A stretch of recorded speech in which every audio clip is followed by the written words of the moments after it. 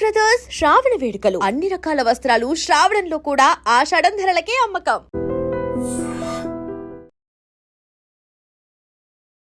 నమస్తే, welcome to I dream social spotlight with కవిత.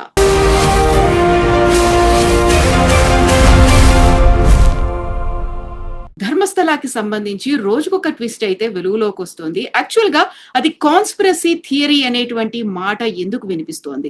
గుట్టల కొద్దీ శవాలు ఉన్నాయి, వందల సంఖ్యలో మహిళలు యువతులని అక్కడ ఖననం చేశారు అని చెప్పినప్పటికీ ఒక సంచలనాలు మిస్టరీ అయితే ధర్మస్థల చుట్టూ ఎందుకు కేంద్రీకృతమైంది? మనతో పాటుగా ఉన్నారు సిబిఐ మాజీ జేడీ లక్ష్మీనారాయణ గారు. సార్ నమస్తే. సార్ నమస్తే కవిత గారు. సార్, యాక్చువల్ గా ధర్మస్థలాకి సంబంధించి ఏమవుతోంది సార్? ఒక వ్యక్తి, అక్కడ పనిచేసిన వ్యక్తి, అక్కడ పారిశుద్ధ్య కార్మికుడిగా పనిచేసిన వ్యక్తి ఈ విధంగా జరిగిందని చెప్పేసి ఒక ఎఫ్ఐఆర్ రిజిస్టర్ చేయడం జరిగింది అక్కడ. సార్ అంటే 1998 నుంచి 2014 2005 వరకు అనుకుంటాను. ఆ సందర్భంలో 2014 వరకు సుమారుగా నేనే ఒక 100కు పైగా మృతదేహాలను నేను వాటిని అంత్యక్రియలు చేశాను, వాటిని పూడ్చిపెట్టడం జరిగిందని ఆయన చెప్పాడు. దాని మీద ఒక ఎఫ్ఐఆర్ అనేది రిజిస్టర్ అయింది. ఆ తర్వాత కర్ణాటక మహిళా కమిషన్ ఏదైతే ఉందో వారు కూడా ప్రభుత్వానికి, ముఖ్యమంత్రికి ఒక లెటర్ రాయడం జరిగింది. ఆ తర్వాత వారు కూడా ఒక ఎస్ఐటిని ఏర్పాటు చేయడం జరిగింది. సో ఇప్పుడు ఎస్ఐటి వాళ్ళు ఈ ఇన్వెస్టిగేషన్ ఏదైతే ఉందో దాన్ని ముందుకు తీసుకువెళ్తున్నారు. అంటే అతను చూపించిన స్థలాలు ఏవైతే ఉన్నాయో వాటిని మార్క్ చేసి వాటిని అక్కడ యాక్చువల్గా ఏంటంటే ఖననం చేసిన ప్రాంతంలో మళ్ళా దాన్ని బయటికి తీయడం ప్రాసెస్ని ఎగ్జిమేషన్ అంటాం. దానికి స్థానిక తహసీల్దారు, రెవెన్యూ అధికారులు వారు పర్మిషన్ ఇవ్వాలి. వారి పర్మిషన్లు తీసుకొని అనుకుంటాను అక్కడ ఎగ్జిబిషన్లు కండక్ట్ చేసి అక్కడ ఏవైతే ఎముకలు ఇలాంటివి దొరుకుతున్నాయో వాటిని సేకరించి వాటిని ఫర్దర్గా డిఎన్ఏ అనాలిసిస్ కానీ మిగతా సైంటిఫిక్ అండ్ ఫోరెన్సిక్ సైన్స్ టెస్ట్ల కోసం వాళ్ళు ముందుకు తీసుకువెళ్తున్నట్టు మనం అక్కడ నుంచి న్యూస్ పేపర్లో కానీ మీడియా ఛానల్స్లో కానీ వస్తున్న ఇన్ఫర్మేషన్. కాకపోతే సార్, ఇప్పుడు ఎవరైతే మాజీ పారిశుద్ధ్య కార్మికుడు చెప్పాడో 13 ప్రాంతాల్లో ఇలా నా చేతులతో నేనే స్వయంగా వారిని ఖననం చేశాను, ప్రాపర్ గా వాళ్ళకి అంత్యక్రియలు జరగలేదు అనే వాదంతో మనకి ఇప్పటిదాకా దొరికింది 6th ప్లేస్ లో ఒక తల లేని ఒక స్కెల్టన్ దొరికింది. నిన్న మాత్రం కేవలం ఒక తల దొరికింది అని ఇంకో ప్రాంతంలో చూపించారు. అది కూడా మేల్ అయి ఉంటుంది అనుకున్నప్పుడు ఉమెన్ కి సంబంధించి ఇంత మంది అన్ఐడెంటిఫైడ్ లేకుంటే అన్యాచురల్ డెత్స్ ఎలా ఏమయ్యాయి సార్? అక్కడ నిజమేనా లేకపోతే అక్కడ ఏదైనా జరుగుతోందంటారా? చెప్పలేము. ఈ వ్యక్తి యొక్క స్టేట్మెంట్, ఈ వ్యక్తి యొక్క కంప్లైంట్లు కూడా నిజాలను కూడా పరిశీలించడం కూడా ఇన్వెస్టిగేషన్ లో ఒక భాగమే.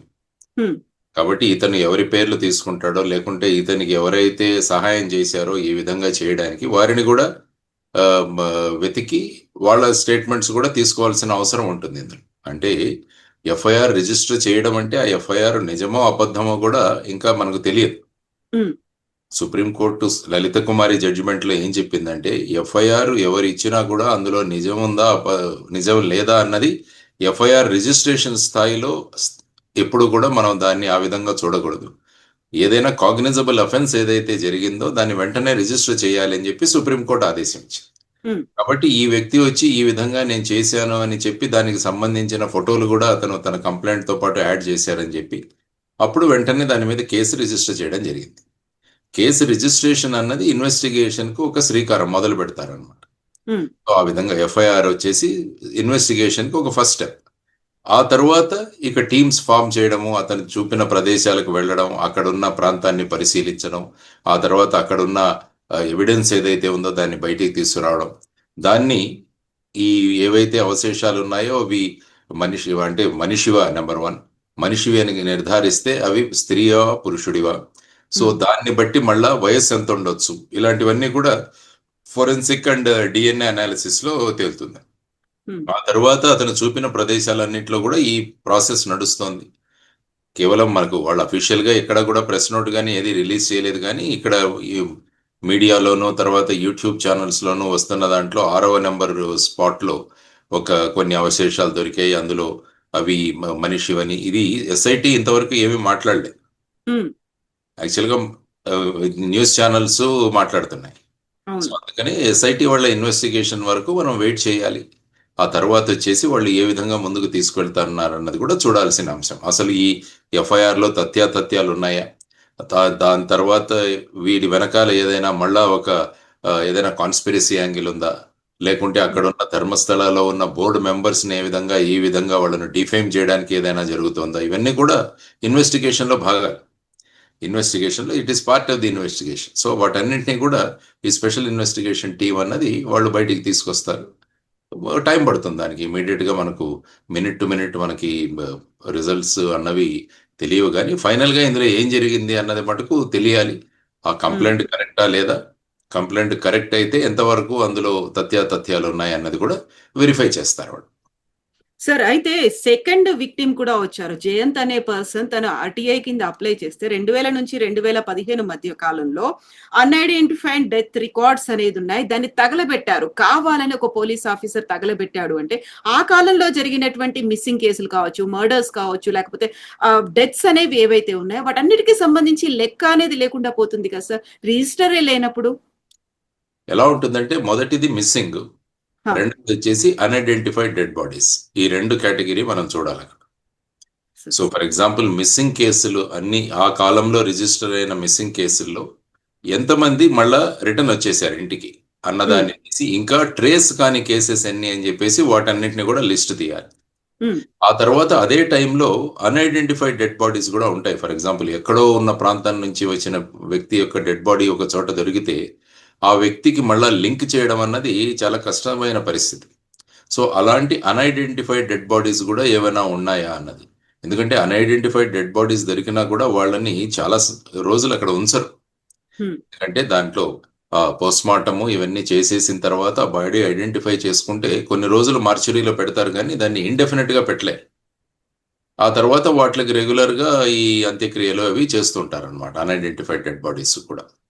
సో ఆ విధమైన కేసులు ఏవి ఉన్నాయి అవి కూడా బయటికి తీయాలి. ఆ కాలంలో జరిగిన అన్ఐడెంటిఫైడ్ డెడ్ బాడీస్, తర్వాత ఆ పీరియడ్ లో జరిగిన మిస్సింగ్ కేసెస్, వాటిలో ఇంకా అన్ట్రేసబుల్ అంటే అన్ట్రేస్డ్ మిస్సింగ్ కేసెస్ ఏవైతే ఉన్నాయో వాటన్నింటినీ కూడా పరిశీలించాల్సి ఉంటుంది. ఆ ఫ్యామిలీస్ యొక్క డిఎన్ఏ శాంపుల్స్ కూడా తీసుకోవాల్సి ఉంటుంది. తర్వాత ఇక్కడ ఏదైతే వీళ్ళు రకరకాల ప్లేసెస్లో ప్రదేశాల్లో వీటిని బయటికి తీసే ప్రయత్నాలు తీస్తున్నారో, ఇన్ కేస్ అవి బయటకు వచ్చిన తర్వాత వీటి యొక్క డిఎన్ఏ కూడా తీసుకొని వీటన్నిటితో మ్యాచ్ చేయాల్సి ఉంటుంది. ఆ తర్వాతనే మనము ఈ పలానా ఈ ఎముకలు అన్నవి, బోన్స్ అన్నవి ఈ ఫ్యామిలీకి సంబంధించిన వాళ్ళవి అన్నది నిర్ధారణ చేయవచ్చు. సో ఇదంతా కూడా ఇన్వెస్టిగేషన్ లో ఒక డీటెయిల్డ్ ప్రాసెస్ అన్నది జరుగుతుంది. సో ఆ ప్రాసెస్ లోనే ఎస్ఐటి వాళ్ళు ఇప్పుడు ముందుకు వెళుతున్నారని నేను అనుకుంటాను. సార్, ఒకవేళ రికార్డే లేదు అన్నప్పుడు ఎలా క్యాలిక్యులేషన్స్ అనేవి ఉంటాయి సార్, ఎలా ఐడెంటిఫై చేస్తారు అసలు? రికార్డు ఉంటుంది, ఎందుకంటే నేను అన్నట్టు మిస్సింగ్ దానికి కూడా రికార్డు ఉంటుంది. మిస్సింగ్ కేసెస్ ను పోలీస్ స్టేషన్ లో రిజిస్టర్ చేస్తారు. ఆ మిస్సింగ్ ఎవరు ఇచ్చారు కంప్లైంట్, తర్వాత ఆ మిస్సింగ్ పర్సన్ యొక్క డీటెయిల్స్ ఏంటి, ఇవన్నీ కూడా మన రికార్డ్స్ లో ఉంటాయి. అదేవిధంగా అన్ఐడెంటిఫైడ్ డెడ్ బాడీస్ ఏవైనా దొరికినా కూడా అక్కడ అప్పటి కాలంలో ఉన్న post mortem reports, inquest reports, ఇవన్నీ కూడా అక్కడ దొరుకుతాయి మనకి. సో వీటన్నిటిని కూడా వాటిను మ్యాచ్ చేయాలి. అంటే అది అంత సులభతరమైన ఇన్వెస్టిగేషన్ కాదు. ఈ ఇన్వెస్టిగేషన్ చాలా ఛాలెంజింగ్ ఇన్వెస్టిగేషన్, కష్టతరమైన ఇన్వెస్టిగేషనే, కానీ డీటెయిల్డ్ గా ఓపిక్ గా చేయాల్సిన ఇన్వెస్టిగేషన్. సో 95 నుంచి 2014 మధ్య కాలంలో, అంటే 20 ఏళ్ల పాటు జరిగిందంటే అది కూడా జరిగి 11 ఏళ్ళు అవుతోంది. ఎంత లెంతీ అండ్ లెబోరియస్ ప్రాసెస్ అవుతుంది సార్ ఇదంతా? అంతే కదా, మరి ఇన్వెస్టిగేషన్ అంటే అలాగే ఉంటుంది. ఇన్వెస్టిగేషన్ అంటే ఇటువంటి కేసెస్ లో ముఖ్యంగా ఇవన్నీ బ్లైండ్ ఇన్వెస్టిగేషన్స్ అని కూడా అంటుంటాం మనం. ఇవి చాలా డిఫికల్ట్ కేసెస్ ఇవన్నీ కూడా ఇన్వెస్టిగేట్ చేయడం. సో అయినా కూడా ఇది ఒక ఛాలెంజ్. అంటే సాధారణంగా చిన్న కేసు ఇన్వెస్టిగేట్ చేయడం అది అందరూ చేయగలరు, కానీ ఇటువంటి కాంప్లికేటెడ్ ఇన్వెస్టిగేషన్ చేయాలంటే చాలా ఓపిక్గా, చాలా డీటెయిల్డ్గా, తర్వాత మల్టీ డిసిప్లినరీ టీమ్స్ను ఫామ్ చేసి ఇవన్నీ కూడా చేయాల్సిన అంశం. It is not impossible, but it is with lot of strain, తర్వాత లాట్ ఆఫ్ ఎఫర్ట్స్ పెట్టాల్సిన ఇన్వెస్టిగేషన్ ఇది. సార్, అక్కడున్నటువంటి విలేజెస్ లోకలైట్స్ అయితే ధర్మస్థల, ఉజిరే ప్రాంతాల్లో 1979 నుంచి ఇలాంటివి జరుగుతూ వస్తున్నాయి అన్నప్పుడు, అందులో కొంతమందికి ఏమో తాంత్రిక శక్తుల కోసం ఇలాంటి పూజలు చేశారు అనేది, కొంతమంది ఏమో సూసైడ్స్ కోసం అక్కడికి వస్తారు, మోక్షం లభిస్తుంది అనేది, ఇప్పుడేమో అత్యాచార బాధితులు. బట్ ఫైండ్ అవుట్ చేసిందేమో ఒక మేల్ స్కెలిటన్ ని ఫైండ్ అవుట్ చేశారు. సో మీ ఎక్స్పీరియన్స్ లో యాక్చువల్ గా ఈ ధర్మస్థల ఇలాంటి ఇన్సిడెంట్స్ గురించి ఎప్పుడైనా విన్నారా సార్ మీరు? భారతదేశంలో ఇలాంటి మాస్ కిల్లింగ్స్ అన్నవి చాలా ఇన్సిడెంట్స్ జరిగాయి. మీరు యాక్చువల్గా 1965-68 మధ్య ముంబైలో రమన్ రాఘవ్ అని ఒకతను, అప్పుడు కిల్లింగ్స్ చాలా పెద్ద సంచలనాన్ని సృష్టించాయి. అతను ప్రతిరోజు రాత్రి ఎప్పుడైతే వీలైతే ఈ ఫుట్పాత్ మీద పడుకునే వాళ్ళని ఐరన్ రాడ్తో వాళ్ళ మీద కొట్టి చంపేవాడు అతను. ఉమ్, సుమారుగా 41 మందిని ఆ విధంగా చంపాడు అతను. ఓ సో ఇది అతనికి లైఫ్ ఇంప్రిజన్మెంట్ పడింది అతనికి. తర్వాత మీరు పూణేలో చూసుకుంటే 1976-77 మధ్య జోషి అభ్యంకర్ మర్డర్స్ అని నలుగురు కాలేజ్ స్టూడెంట్స్ ఒక 10 మందిని వాళ్ళ డబ్బుల కోసం చంపేస్తారు. ఇదొక సెన్సేషనల్ కేసు అప్పుడు. ఓ తర్వాత కలకత్తా, ముంబైలో 1985 నుంచి 89 వరకు స్టోన్ మ్యాన్ కిల్లింగ్స్ అని, అంటే ఈ రాత్రి ఈ రాయి తీసుకొచ్చి వాళ్ళ తలల మీద మోదీ చంపేసేవాళ్ళు. కలకత్తా అండ్ ముంబై సుమారుగా 25 మంది బలి అయ్యారు, కానీ వాళ్ళు ఎవరో ఇంతవరకు కూడా ట్రేస్ అవ్వలేదు అది. తర్వాత మీరు 88-89లో చూసుకుంటే చెన్నై, అంటే తమిళనాడులో చూసుకుంటే చెన్నై నగరంలో ఆటో శంకర్ కేసు అని, ఇది చాలా ఫేమస్ అయింది. దాని మీద సినిమాలు కూడా వచ్చినట్టున్నాయి. అతను సుమారుగా ఒక 6 నుంచి 10 మంది మహిళలను ఈ విధంగా వాళ్ళని కిడ్నాప్ చేసి చంపేస్తాడు వాళ్ళని. సో అతన్ని యాక్చువల్గా 1995లో ఉరి తీస్తారు అతను. ఈ కేసు జరిగింది. ఇలా చూసుకుంటూ పోతుంటే చాలా ఇన్సిడెంట్ జరిగాయి మనకి. తర్వాత సైనైడ్ మోహన్ అని, ఇదొక పెద్ద కేసు. బెతల్గాడి అని ఈ ధర్మస్థల దగ్గరని. అతను సుమారుగా ఒక 20 మంది ఆడవాళ్ళని పెళ్లి చేసుకుంటానని చెప్పి వాళ్ళని పెళ్లి చేసుకుని ఫేక్ డాక్యుమెంట్ సృష్టించి ఆ తర్వాత వాళ్ళని ఈ ఫ్యామిలీ ప్లానింగ్ పిల్స్ అని చెప్పేసి సైనైడ్ మాత్రలు ఇచ్చేసి వాళ్ళని చంపేశాడు. ఓ సో అది సైనైడ్ మోహన్ కేసు అంటారు దాన్ని. ఉమ్, సో అతనికి కూడా మల్టిపుల్ డెత్ సెంటెన్సెస్ అతని పడ్డాయి. తర్వాత నిఠారీ కిల్లింగ్స్ అని 2005-6లో నోయిడాలో జరిగాయి ఇవి. నోయిడాలో సుమారుగా 18 మంది 20 మంది మహిళలను పిల్లల్ని చంపేసి నిఠారీ కిల్లింగ్స్ అని, అది కూడా ఒక ఫేమస్. సో ఈ విధంగా మీరు చూసుకుంటూ పోతుంటే ఇలాంటి ఇన్సిడెంట్స్ జరుగుతూనే ఉన్నాయి అనేక ప్రాంతాల్లో. సో ఇది కూడా ఒక ఆ విధమైన సంచలనాన్ని సృష్టించిన కేసు. నేను చెప్పిన ఆ పైన కేసులన్నీ కూడా ఆ సమయంలో చాలా సంచలనమైన కేసులు అయ్యాయి ఇవన్నీ కూడా. సో ఇలాంటి ఇది తర్వాత సతీష్ అని కాన్పూర్ స్కూల్ కిల్లింగ్స్ అని కూడా 2001లో ఒకటి జరిగింది కేసు. అందులో కూడా సుమారుగా సతీష్ అన్న వ్యక్తి 14 మంది చిన్న వాళ్ళని మర్డర్ చేస్తాడన్నమాట. సో ఇది కూడా అతను కూడా డెత్ సెంటెన్స్ ఇచ్చారు అతనికి. సో ఇలాంటి కేసుల కోవలో ఈ కేసు కూడా ఇప్పుడు సంచలనం సృష్టిస్తోంది. దానిలో సత్యాసత్యాలు బయటికి తీసుకురావాల్సిన పనిలో ఎస్ఐటి ఉందన్నమాట. సార్ అక్కడేమో ఇండివిజువల్స్ చేశారు, లేకుంటే ఒక కొంతమంది గ్రూప్ ఆఫ్ పీపుల్ 10ల సంఖ్యలో జరిగాయి డిఫరెంట్ ప్లేసుల్లో. బట్ ఇదంతా కూడా ఒక ధర్మస్థలం, తీర్థక్షేత్రం చుట్టూ జరుగుతున్నటువంటి వ్యవహారం దశాబ్దాల తరబడి అవుతోంది. రాజకీయం పలుకుబడి అక్కడ ఉన్నటువంటి అధికారులు, పోలీసులు అందరూ కలిసి అనగదొక్కుతున్నారు, బయటికి రాకుండా చేశారు అనేది కదా విజిబ్లోవర్స్ చెప్తోంది. యాక్చువల్గా ఇంత పెద్ద పవర్ లాబీయింగ్ అనేది అవుతున్నప్పుడు, ఇంత ప్రెషర్ అనేది అక్కడ ఉన్నప్పుడు, ఎట్ ద సేమ్ టైం మళ్ళీ కాన్స్పిరసీ థియరీ అనేది వస్తోంది కదా సార్. ఇప్పుడు దీన్ని ఐడెంటిఫై చేయడం అనేది అంత ఈజీ కాదు అనుకున్నప్పుడు ఎంత టైం పడుతుంది అనుకుంటున్నారు సార్ మీరు? ఇది సాధారణంగా ఒక 3 నెలల్లో దీన్ని చేయొచ్చు. ఇందులో మెయిన్గా ఏంటంటే బేసిక్గా ఆ స్పాట్స్ నుంచి మనం తవ్వి అక్కడ ఉన్న బోన్స్ని కానీ ఇంకా ఏమైనా అవశేషాలను కానీ బయటికి తీసుకురావడం, ఇది నెంబర్ 1 స్టెప్. తర్వాత వాటి డిఎన్ఏ అనాలిసిస్ చేయడము, తర్వాత age of bones ossification test చేసి దాన్ని తీసుకురావడం, తర్వాత డిఎన్ఏ, తర్వాత వచ్చేసి అట్ ది సేమ్ టైం ఇంతవరకు అన్ట్రేస్డ్ మిస్సింగ్ కేసెస్ అన్నింటినీ చూసి వాళ్ళ డిఎన్ఏ తీసుకొని వాళ్ళ డిఎన్ఏ శాంప్లింగ్స్ తయారు చేయడం, తర్వాత వీటికి వచ్చిన డిఎన్ఏతో వీటిని మ్యాచ్ చేయడము, మ్యాచ్ చేసి మళ్ళీ వాటిని లింక్ చేయడం. ఎందుకంటే రేపు ఫైనల్గా ఈ కేసులన్నీ కూడా కోర్టులోకి తీసుకెళ్ళాలి.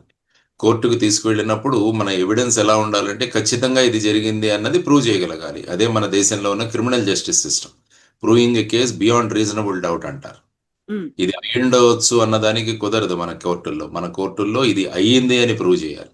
అప్పుడే వాళ్ళకి శిక్ష పడే అవకాశం ఉంటుంది. అసలు ఎవరు ఉన్నారు దీంట్లో, వీటి వెనకాల ఎవరి యొక్క ప్రోద్బలంతో ఇది జరిగింది, ఎవరు ఈ విధంగా చేశారన్నది కూడా, అది కూడా ఒకటి. తర్వాత మెయిన్గా ఏంటంటే ఈ వ్యక్తి నిజం చెబుతున్నాడా లేదా అన్నది కూడా ఇంకొక మార్గం, అది కూడా ఇంకొక యాంగిల్ అది కూడా ఉంటుంది. ఈ వ్యక్తి నిజం చెబుతున్నాడా లేదా అన్నది కూడా ఆ దృష్టి నుంచి ఎవరినైనా ఈ విధంగా ఫిక్స్ చేయడానికి చేస్తున్నారా అన్నది కూడా ఒక వైపు వాదనలు వినిపిస్తుంది. సో ఇన్వెస్టిగేషన్లో రేపు ఇవన్నీ కూడా కోర్టులోకి వస్తాయి. కాబట్టి ఎవరైతే వ్యక్తులు ఉన్నారో వారు ఈ విధమైన వాదనలు కూడా తీసుకొస్తారు. కాబట్టి ప్రాసిక్యూషన్ అన్నది, ఇన్వెస్టిగేషన్ అన్నది వీటన్నిటికీ కూడా ఒక సమాధానం ఇవ్వాలి. అప్పుడే ఆ కేసు రేపు కోర్టులో వెళ్ళి నిలుస్తుంది అన్నమాట. సో ఆ విధంగా నేను అనుకోవడం ఒక 3 నెలల నుంచి 6 నెలల లోపల దీన్ని, ఎందుకంటే వాళ్ళు ఆల్రెడీ ఒక 35-40 మందితో స్పెషల్ ఇన్వెస్టిగేషన్ టీం ఏర్పాటు చేశారని నేను పేపర్లో చదివాను. చిన్న చిన్న టీమ్స్గా వాళ్ళను డివైడ్ చేశారు. తర్వాత ఫోరెన్సిక్ ఎక్స్పర్ట్స్ కూడా వాళ్ళకి మద్దతుగా ఉన్నారు. సో ఇవన్నీ కూడా చేసుకుంటూ పోతే వీటిని, ఎందుకంటే మొదలు పెట్టగానే కొన్ని దొరికినా కూడా అట్లీస్ట్ వాటిలతో చార్జ్ షీట్స్ ఫైల్ చేయడం కూడా మొదలు పెట్టచ్చు వాళ్ళు. సో స్టార్టింగ్ లో ఇప్పుడు జరుగుతున్న ప్రయత్నాలు మనం చూడాలి. Sir, way back in 20 years, 25 years, 30 years అలాంటివి ఏమైనా ఐడెంటిఫై చేసినప్పుడు డిఎన్ఏ టెస్ట్ చేయడం అనేది అంత ఈజీ అయినా సార్, దాంతో ఐడెంటిఫై చేయొచ్చు అంటారా? అంటే అది కూడా ఒక మెథడ్స్ ఉంటాయి. డిఎన్ఏ అన్నది, ఎందుకంటే మనకి ఏదైనా బాడీలో ఒక పార్ట్ దొరికితే దాని నుంచి డిఎన్ఏ తీయడానికి అవకాశం ఉంది మనకి. సో అది మీరు అన్నట్టు కూడా ఇది కూడా ఒక ఛాలెంజ్. డిఎన్ఏ శాంప్లింగ్ చేయడం కూడా ఇట్స్ ఎ బిగ్ ఛాలెంజ్. ఎందుకంటే అప్పుడు ఇమీడియట్ గా ఉన్న డెడ్ బాడీ నుంచి డిఎన్ఏ కలెక్ట్ చేయడం చాలా సులభం. కానీ ఇన్ని సంవత్సరాల తర్వాత ఇవన్నీ కూడా బోన్స్ గా కన్వర్ట్ అయినప్పుడు బోన్ నుంచి కూడా డిఎన్ఏ తీసేయడం అది ఒక మెథడాలజీ అయితే ఉంది. కానీ ఇట్స్ నాట్ కష్టతరమైనదే, కానీ ఇట్ ఈస్ నాట్ ఇంపాసిబుల్. దాన్ని తీస్తారు. సార్, ఇప్పుడు నేత్రావతి నది కావచ్చు, లేకుంటే అక్కడ వెస్టర్న్ ఘాట్స్ అనేవి దట్టంగా ఉన్నాయి. ఎట్ ద సేమ్ టైం వానలు వరదలు వచ్చినప్పుడు అక్కడ కొట్టుకుపోయే ఛాన్సెస్ కూడా ఎక్కువ ఉంటాయి కదా సార్. ఏవైతే 13 స్పాట్స్ ఐడెంటిఫై చేశారో అనుకున్నప్పుడు 20-25 ఏళ్ల తర్వాత అక్కడ ఉన్నటువంటి ఎకాలజీ అంతా మారిపోయి ఉంటుంది కదా సార్. ఉంటుంది. ఇవన్నీ కూడా రేపు ఇన్వెస్టిగేషన్ లో, తర్వాత రేపు ట్రయల్లో వచ్చే అంశాలే ఇవన్నీ. సో డెఫినెట్ గా రేపు ఎవరైనా నిజంగా ఇవి చేసి ఉంటే వాళ్ళందరూ కూడా ఇవన్నీ కూడా సందర్భాలు బయటికి తీసుకొస్తారు. వాళ్ళ డిఫెన్స్ ని వాళ్ళని సమర్థించుకోవడానికి. అసలు జరగలేదు, ఇవన్నీ కూడా ఎక్కడి నుంచో కొట్టుకొచ్చాయి, ఇలా రకరకాల వాదనలు అక్కడ తీసుకొచ్చే అవకాశం ఉంటుంది. కాబట్టి రేపు వచ్చే వాదనలన్నీ కూడా పరిశీలించి వాటిని ఎలాగ కౌంటర్ చేయాలన్నది కూడా ఇన్వెస్టిగేషన్ ఆర్ ఇన్వెస్టిగేటర్స్ ముందున్న ఒక ఛాలెంజ్. సో వాళ్ళు ఈ అంశాలు కూడా పరిశీలించాల్సిన అవసరం ఉంటుంది. మీరు వెళ్ళొచ్చారా సార్ ధర్మస్థల గురించి మీకు ఇంత ముందు లేదు, తెలుసా? నేను ధర్మస్థలకైతే వెళ్ళాను. నేను అది ఒక పెద్ద తీర్థక్షేత్రం. అది మంజునాథుడి ఆలయం ఉంది అక్కడ. అది ధర్మస్థల ట్రస్ట్ కూడా చాలా పెద్ద ట్రస్ట్. అక్కడ ఆల్మోస్ట్ మేము వెళ్ళినప్పుడు కూడా వేల సంఖ్యలో అక్కడ భక్తులు చూసాం మేము. అక్కడ అన్నదానాలు కూడా అదే స్థాయిలో అన్నదానాలు ఉంటాయి. వాళ్ళు కూడా ప్రసాదం కూడా అరేంజ్ చేస్తారు అక్కడ. వాళ్ళు కూర్చొని అక్కడ కూడా ప్రసాదం కూడా స్వీకరించడం జరిగింది. ఆ ప్రదేశం చాలా ధార్మిక స్థలము, విశిష్టమైన. కర్ణాటకనే కాదు, అనేక రాష్ట్రాల నుంచి కూడా ప్రజలు అక్కడికి వెళతారు. ధర్మస్థల అన్నది is one of the very important pilgrimage centres మన ఇండియాలో. సో అటువంటి ప్రాంతంలో ఇది జరిగింది అనడం తలుచుకుంటే చాలా ఆందోళనకరమైన విషయం ఇది. సో ఇందులో నేను బేసిక్గా అదే చెప్పాను. ఎఫ్ఐఆర్ లో ఉన్న తథ్యాలు పరిశీలించాల్సిన అవసరం కూడా ఉంది.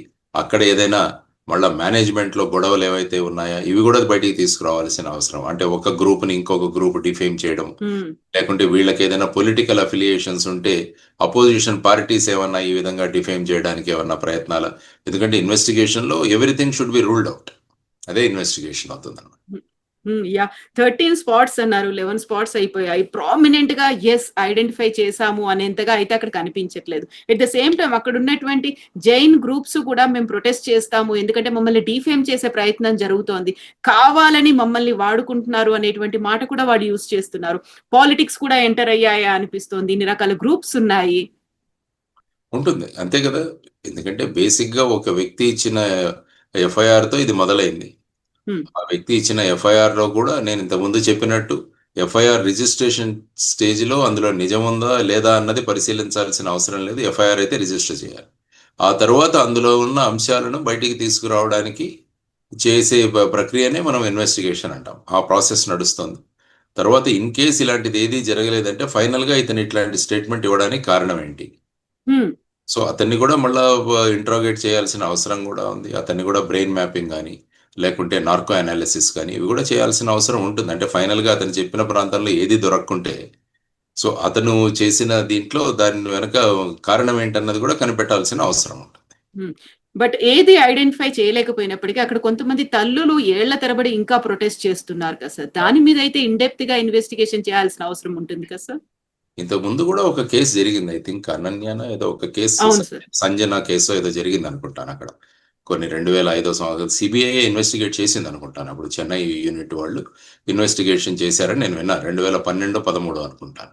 సో ఆ కేసు కూడా అక్కడ చాలా దీనికి గురి అయింది. అప్పుడు కూడా చాలా ప్రొటెస్ట్లు ఇవన్నీ కూడా జరిగాయి. ఫైనల్ గా ఐ థింక్ అక్కడ హైకోర్టు ఈ కేసుని సిబిఐ కూడా అప్పచెప్పడం జరిగింది. సో ఈ విధంగా అలా ఆలోచించుకుంటే ఒక ఇంటి నుంచి ఒక వ్యక్తి మిస్ అయినప్పుడు ఖచ్చితంగా ఆ ఇంట్లోని వ్యక్తులకు ఈ వ్యక్తి ఏమయ్యారు అన్నది వాళ్ళ ఉంటుంది. ఎప్పుడు ఆవేదన మనం ఎప్పుడు కూడా గుర్తించాలి. ఎందుకంటే వాళ్ళు ఎక్కడో చోట ఉంటారు, దొరుకుతారు అన్న భావనలోనే వాళ్ళు ఉంటారు. ముఖ్యంగా మహిళలు, పిల్లలు మిస్సింగ్ అన్నది చాలా సీరియస్ గా తీసుకోవాలి ఏ పోలీస్ ఇన్వెస్టిగేషన్ కూడా. సాధారణంగా మీరు చూస్తే ఈ మొత్తం భారతదేశంలోనే టోటల్ గా లక్షల పైన మిస్సింగ్ కేసెస్ రిజిస్టర్ అవుతుంటాయి ప్రతి సంవత్సరం. నేషనల్ క్రైమ్ రికార్డ్ బ్యూరో వాళ్ళు కూడా వాళ్ళ డేటా ఇస్తుంటారు. అందులో చాలా మంది రిటర్న్ వస్తుంటారు. సాధారణంగా చూస్తే 97% దాకా రిటర్న్ వస్తారు. నా అనుభవంతో నేను చెప్తున్నాను. మిగతా 3% వాళ్ళు ఎక్కడికి వెళ్ళారు అన్నది పరిశీలించడం చాలా అవసరం. అంటే ఒక అమ్మాయి ఇంటి నుంచి వెళ్ళిపోయిన తర్వాత ఆ అమ్మాయి సురక్షితంగా లేదు అంటే చాలా ప్రమాదకరమైన అది సూచన మనకు చేస్తుంది అనమాట. అందువల్ల ఈ మిస్సింగ్ కేసెస్ ని విత్ డ్యూ సీరియస్నెస్ మనం చేయాలి. సాధారణంగా ఎలా ఉంటుందంటే పోలీసులో వెళ్ళిన వాళ్ళు తిరిగి వస్తారన్న దాంట్లో ఇనీషియల్ ధోరణి ఉంటుంది అనమాట. ఎక్కడికో వెళ్ళి ఉంటారు, ఇంట్లో గొడవ పడి ఉంటారు, లేకుంటే ఏదో అయి ఉంటుంది. సో ఆ విధంగా వెళ్ళిపోతారు. కొన్ని రోజులు ఆ కోపం తగ్గాక మళ్ళీ రిటర్న్ వస్తారు. ఈ విధమైన థియరీ నడుస్తుంటుంది మామూలుగా. కానీ అది ఓకే. కానీ చాలా కేసుల్లో చూస్తే ఈ విధంగా తిరిగి వచ్చిన వాళ్ళ కేసు ఎక్కువగానే ఉంటుంది. కానీ వాళ్ళ గురించి కాకుండా తిరిగి రాని వాళ్ళ గురించి మనం ఆలోచించాల్సిన అవసరం చాలా ఉంది. సో ఇందులో కూడా ఆ విధమైన సంఘటనలే. అందువల్ల ఆ పీరియడ్లో జరిగిన 95, 98 నుంచి 2014 వరకు కర్ణాటకలో రిజిస్టర్ అయిన మిస్సింగ్ కేసులు ఎన్ని, అది కర్ణాటకకే పరిమితం చేయాలా లేకుంటే మొత్తం భారతదేశానికి చూడాలా? ఇది కూడా ఒక ఇదే కదా. ఎవరు ఎక్కడి నుంచో, ఎందుకంటే ధర్మస్థల అనే ప్రాంతంలో అందరూ వస్తారు. కేవలం కర్ణాటక నుంచే వెళ్లాల్సిన ఇది కూడా లేదు, బయటి ప్రాంతాల నుంచి కూడా వస్తారు. మరి వాటన్నింటినీ పరిశీలించాలా? అది ఆలోచించే కొద్దీ కేసు యొక్క విడ్త్ అన్నది చాలా పెరుగుతోంది. ఎందుకంటే ప్రతి మిస్సింగ్ కేసుని మనం ట్రేస్ చేయాలి అని అనుకున్నప్పుడు ఆ ఏజ్ గ్రూప్ లో ఉన్న వాళ్ళ టోటల్ మిస్సింగ్లన్నీ కూడా మనం తీయగలగాలి. ఆర్ ఇన్ కేస్ ఆ ఫ్యామిలీస్ నుంచి వీళ్ళు ఇంతకు ముందు ఎప్పుడైనా ధర్మస్థలాకి వచ్చారా అన్నది కూడా మనం చూడాల్సిన అంశం. ఎందుకంటే సాధారణంగా వ్యక్తులు పరిచయం ఉన్న ప్రాంతాలకు వెళుతుంటారు. ఈ మిస్సింగ్ కేసుల్లో కూడా మేము గమనించింది కొంతమంది గుళ్ళకు వెళ్ళడం, ధార్మిక స్థలాలకు వెళ్ళడం, ఇవి జరుగుతుంటుంది. అంటే ఈ మానసిక ఆందోళనలో ఉన్నప్పుడు అక్కడికి వెళ్ళి నిరసన పొందుతాము అని చెప్పేసి అక్కడికి వెళ్లాల్సిన అవసరం కూడా చాలా కేసుల్లో మనం చూస్తుంటాం. సో ఆ విధంగా దాన్ని కూడా ట్రేస్ చేయాల్సిన అవసరం, దాన్ని కూడా ఒక బ్యాక్గ్రౌండ్ చెక్ చేయాల్సిన అవసరం కూడా ఈ ఇన్వెస్టిగేషన్ లో ఒక భాగం అవుతుంది. Yes sir, thank you so much sir. మీరు అన్నట్టుగా ఒక 3 నెలలు పడుతుందా, ఇంకేమవుతుంది, ఒక ఎండ్ కార్డ్ అనేది కంక్లూజన్ వస్తుందా లేదా, ఇంకా వెయిట్ చేయాల్సిందే sir. Thank you so much sir. నమస్తే. నిజంగా ప్రస్తుతం ఉన్నటువంటి సమాజం దేనికి ప్రయారిటీ ఇస్తుంది? ఆర్థిక సంబంధాల చుట్టూ మాత్రమే తిరుగుతుంది. మళ్ళీ ఎన్నికలంగానే చాలా విరక్తి కలుగుతాం. మంచి అనిపిస్తుంది కదా, లేడీస్ కూడా ఛాలెంజింగ్ జాబ్స్ చేసినప్పుడు చాలా బాగుంటది. ట్రాఫిక్ అసిస్టెంట్స్ గా నియమించిన ట్రాన్స్జెండర్స్ అందరితో సాల్యూట్ చేయించుకుంటున్నారు. ఫుడ్ డెలివరీ ఇవ్వటానికి వెళ్ళినటువంటి డెలివరీ బాయ్ అనిల్ పై కళ్ళ ముందు